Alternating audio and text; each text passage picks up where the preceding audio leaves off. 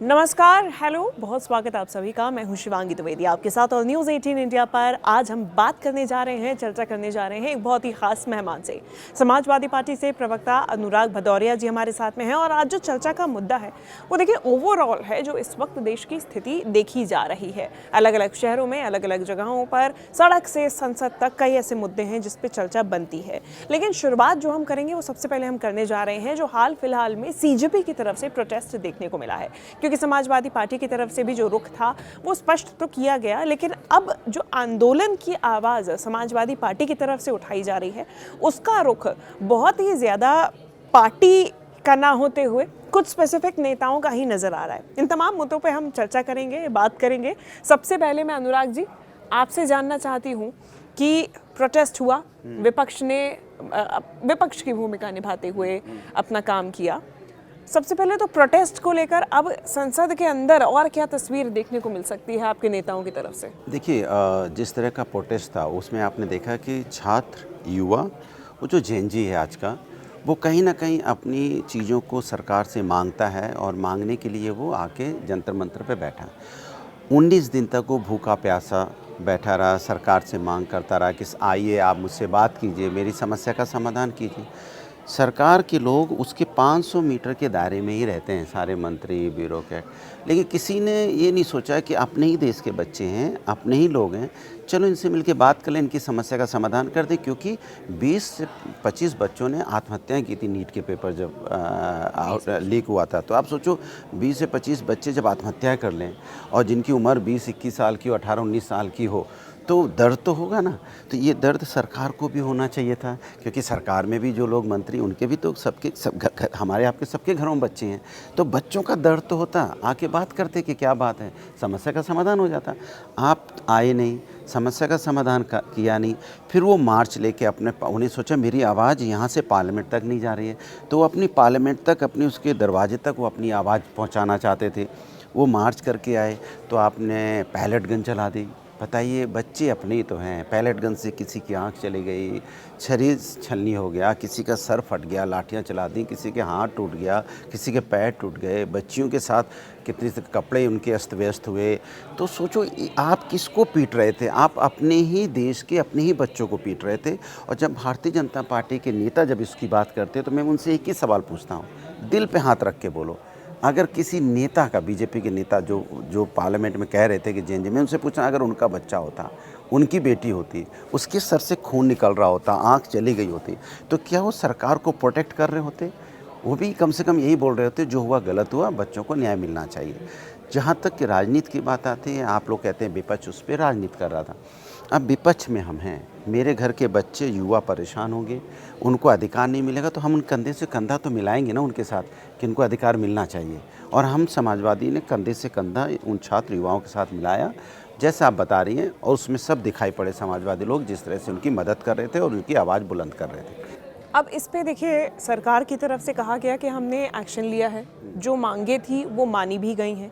धर्मेंद्र प्रधान का बतौर शिक्षा मंत्री इस्तीफा भी हो गया है। अब सरकार चाहती है कि भाई अब आगे के लिए इस तरीके की चीज़ें ना हो।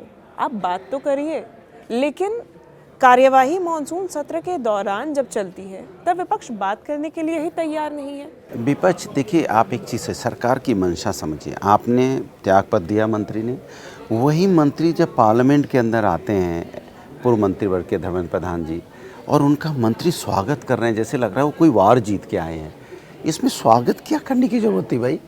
बच्चों की, उनकी वजह से प्रोटेस्ट हुआ, बच्चों की आंख गई, किसी की सर फूटे, पैर टूटे, कितना लोग अभी हॉस्पिटल में हैं, परेशान रहे, आज भी कितने लोग हॉस्पिटल में पड़े हैं। और उनका स्वागत किस बात का पार्लियामेंट के अंदर में कर रहे थे सरकार से? तो ये सवाल होगा ही ना, किस बात, क्या सा उन्होंने अचीवमेंट किया था जो आपने त्यागपत्र भी ले लिया और आपके एमपी पार्लियामेंट के अंदर में धर्मेंद्र प्रधान जी का स्वागत भी कर रहे हैं। तो किस खुशी में स्वागत था, ये सवाल विपक्ष पूछ रहा है। दूसरा, विपक्ष पार्लियामेंट के अंदर ये पूछ रहा है कि जिन बच्चों के साथ अन्याय हुआ है उन बच्चों पे गोली चलाने का, उन बच्चों पर बैलेट गन चलाने का, या AK-47 बिहार में जो आपको तानते हुए चलाते हुए देखी गई, इसका ऑर्डर किसने दिया था?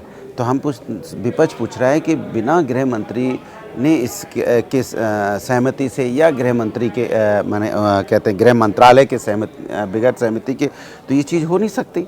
तो आके अगर नहीं है तो गृह मंत्री जी आके सदन में बयान दे दें, प्रधानमंत्री जी आके सदन बोल दें। अपनी बच्चों के तो बारे में बोलना है, जो ही बोलना है आके बोल दीजिए। यही तो विपक्ष मांग कर रहा था, कोई आए नहीं बोलने के लिए। लेकिन जितेंद्र दास जी की तरफ से संसद के अंदर ये बात कही गई कि दिल्ली में माफ़ कीजिएगा, जितेंद्र सिंह की तरफ से, डॉक्टर जितेंद्र सिंह की तरफ से, कि दिल्ली में किसी प्रकार से गोली नहीं चलाई गई है, पहली चीज़। और साथ ही उन्होंने कहा कि जब कोई गोली चलाने का आदेश होता है वो प्रशासन की तरफ से दिया जाता है, कोई मंत्री नहीं देता है, मजिस्ट्रेट देता है।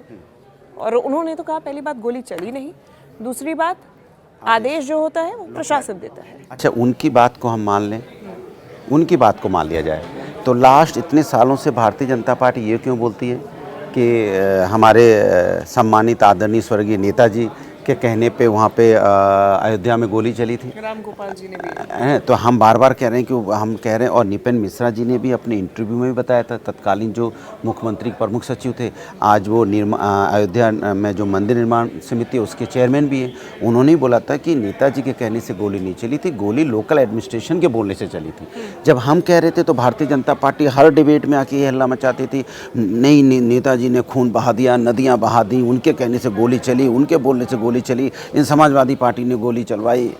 तो फिर इसके मतलब इतने दिन से भारतीय जनता पार्टी झूठ बोल रही थी।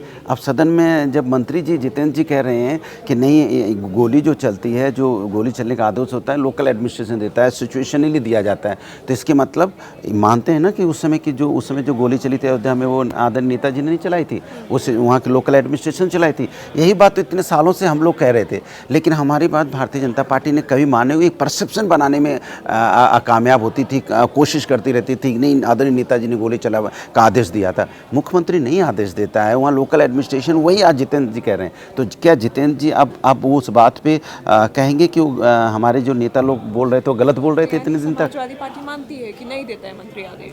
देखो बात आदेश क्या होता है, सीधी सी बात है, जब कोई प्रदर्शन हो रहा होता है, अगर गृह मंत्री जी, प्रधानमंत्री जी ये लोग पहले ही चाह लेते कि हम प्रोटेस्ट के जहाँ बैठे वहाँ जाके बात कर लेते तो इसकी आवश्यकता ही नहीं पड़ती। अपने ही बच्चे प्रोटेस्ट पे बैठे थे, 19 दिन तक बैठे रहे, आप बात क्यों नहीं कर? मैं तो ये पूछना चाहता हूँ, वो तो बच्चे अपने देश के थे, वो तो कहीं विदेश से तो बच्चे आए नहीं थे, ना पड़ोसी देश से आए थे, अपने बच्चे थे। अपने बच्चों से बात करने में किस प्रकार की ईगो, किस प्रकार का अहम पालना? अपने बच्चों के सामने तो दुनिया झुकती है, उनसे जाके बात करने में तो कोई दिक्कत नहीं थी। हम सब अपने घर में बच्चों के सामने तो सभी झुकते हैं। तो अपने देश के बच्चे अगर बैठे हैं, वो कोई अपने कुछ न्याय मांग रहे हैं, तो सरकार को उनके साथ की बात करनी चाहिए थी ना पहले, जो बाद में की। जो बातचीत की बात है, समाजवादी पार्टी की अगर बात की जाए तो इस बातचीत के लिए जो चेहरे दिखे वो केवल अखिलेश यादव का दिखा या फिर डिम्पल यादव का दिखा? ऐसा क्यों है? Samajwadi party as a party क्यों नहीं इन बच्चों के साथ में खड़ी दिखाई दी? या फिर कहें कि अन्य मुद्दों पर भी, क्योंकि आज भी जब संसद के बाहर में प्रदर्शन हो रहा था तब भी सिर्फ एक ही चेहरा दिखाई दे रहा था, डिम्पल यादव।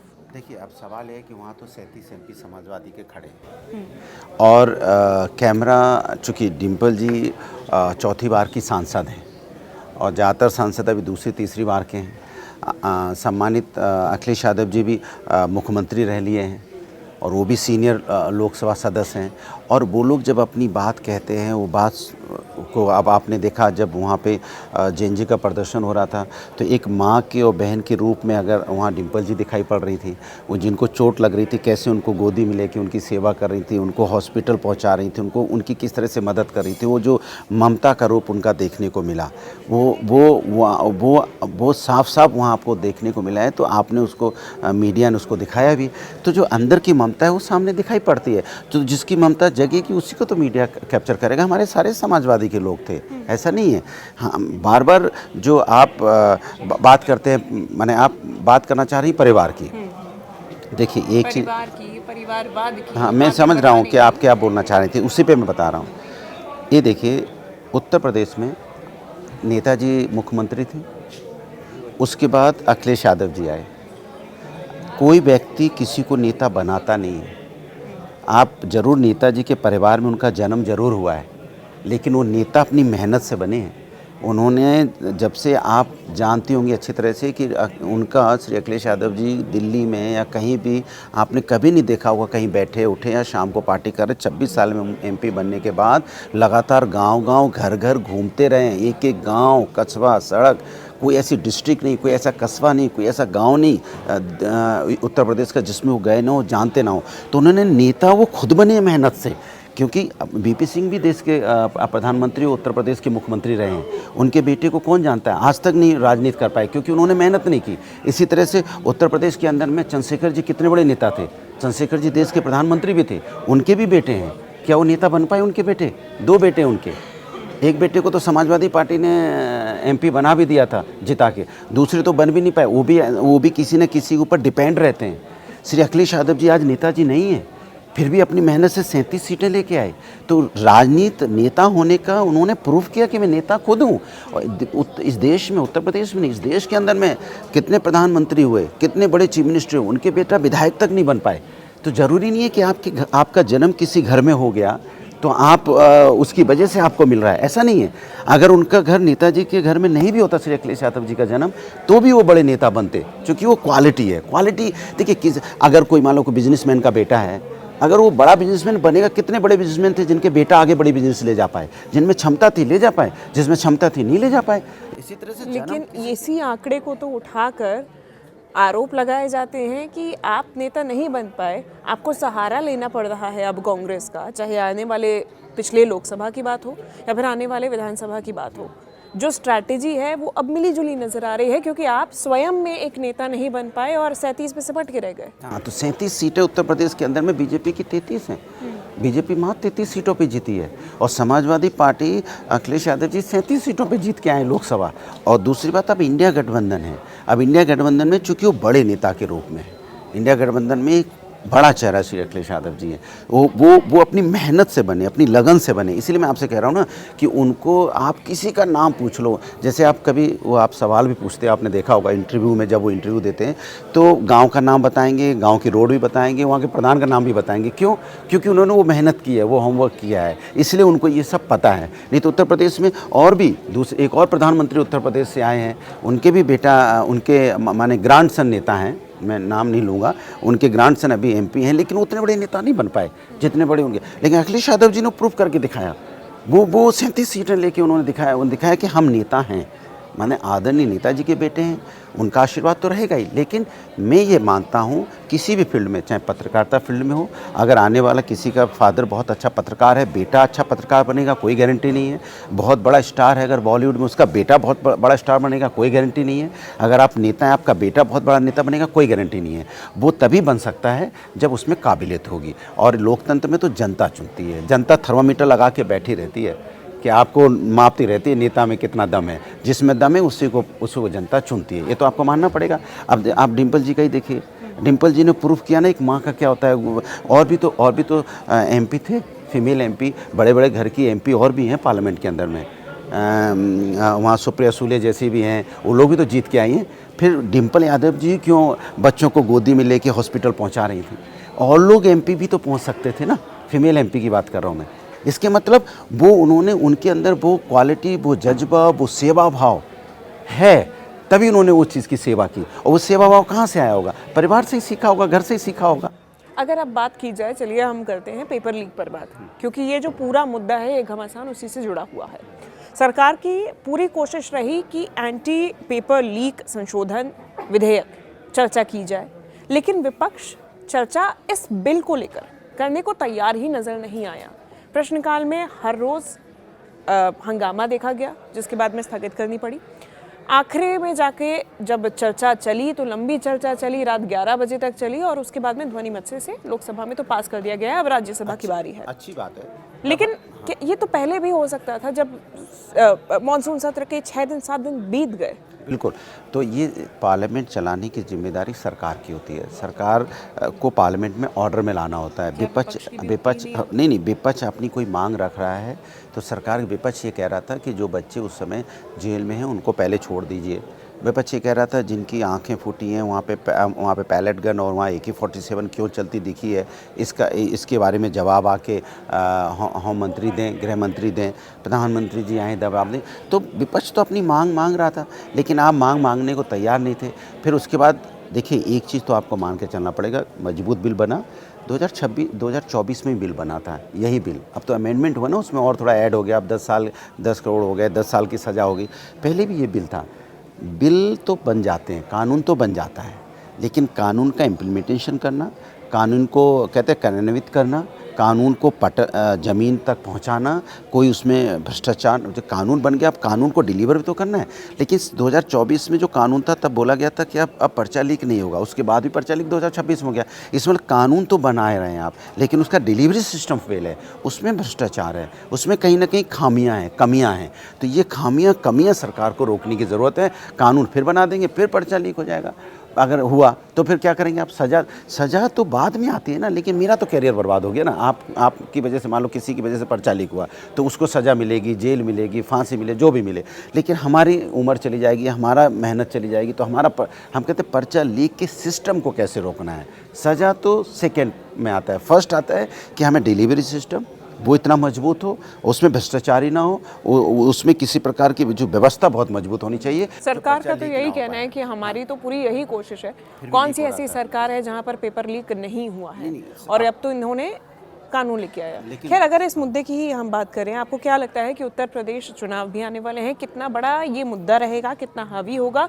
क्योंकि इसी को लेकर मुख्यमंत्री योगी आदित्यनाथ ने भी कहा कि पेपर लीक माफियाओं को हम छोड़ेंगे नहीं और यहाँ पे जीने नहीं देंगे। अब ये है कि 10 साल से तो उनकी सरकार है वहाँ पे।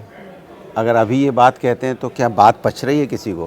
भाई ये तो पहले ही आपको छोड़ना नहीं, पहली साल आते ही आपको पकड़ के ख़त्म कर देना चाहिए था।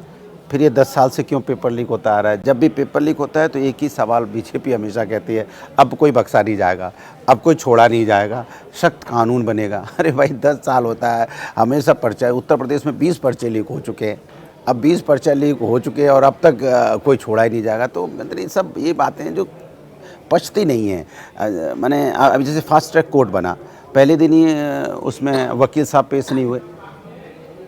क्यों नहीं पेश हुए वकील साहब? CBI के वकील साहब पहले दिन ही पेश नहीं हुए। तो मैं कह रहा हूँ सरकार को डिलीवरी सिस्टम मजबूत करना है, डायलॉगबाजी नहीं करनी है, न्याय चाहिए।